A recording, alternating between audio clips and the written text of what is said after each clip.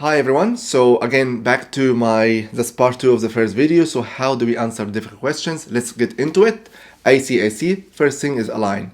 You need to align with the patient. Align is saying something like, my favorite line is, I'm really glad you asked this question. Another one is, that's a really good question to ask. Aligning makes them feel comfortable asking you the question. Like they don't feel like you're judgmental, you're judging them. You're actually their friend who's trying to answer their question. Then how do we clarify? Clarify is very important. So the reason you ask that is, or the reason you mention that is, I can hear that you're concerned about that. Please tell me more. I need to understand why is he asking that. So with the X-ray questions, they might say, I'm really worried about, safety. I heard that X-rays can cause you cancer, so I'm really worried about cancer. And then you can answer the answer that will tailor to this question. So I'm not going to talk about cost now. I'm going to answer about safety, and I will explain to them how, like with digital X-rays, and how we when we take it in a certain way, we can minimize the radiation exposure compared to the old machine X-rays. And even the risk of getting exposed to radiation in the dental practice is much lower compared to exposing yourself to radiation in an airport or eating certain type of food. So there is an answer for that. And then I will say I will weigh between risks and benefits. The risk of taking dental X-rays is very low compared to the benefits, but the risk of not taking dental X-rays is very high compared to the benefits, because now we can miss cavities, we can miss infections, and those cavities, if you miss them, in a few months they can become a life-threatening infections that can end up, putting you in a hospital in emergency care to drain any infections. We don't want this to happen to you. Fortunately, we can avoid it by having a small film that doesn't have much radiation exposure. So my answer is about health, and then at the end I have to confirm. I hope this answers your question. Does this answer your question? Are you comfortable with the answer? So I aligned with the patient. I'm glad you asked this question. I clarified why they asking the question. It's very important. I answered the question in full, and then I would confirm.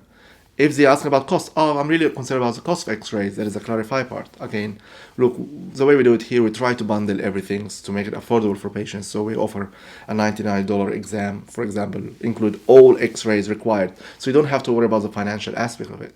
But again, the cost of not having X-rays is very high if you end up needing a root canal treatment and a crown in few months. If you miss a small cavity that can cost a few $100s, now it can cost a few $1,000s to fix properly. So you weigh between risks and benefits cost-wise as well. I hope this answers your question. If they ask on the phone, how old is the dentist? Look, I'm glad you asked this question. It makes them feel comfortable.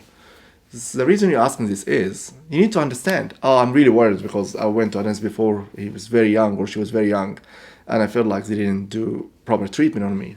So now you understand they had a bad experience with a younger dentist, so you have to give them an answer that will factor into that, and then confirm if you have answered their question. Please do not answer any questions before you understand what's behind it. And honestly, this is very important, not just in dentistry, in any business, in life. I mean, if your partner is asking you, what are we gonna have for dinner today? Again, don't answer until you understand, like, why are you asking that? What do you want to have?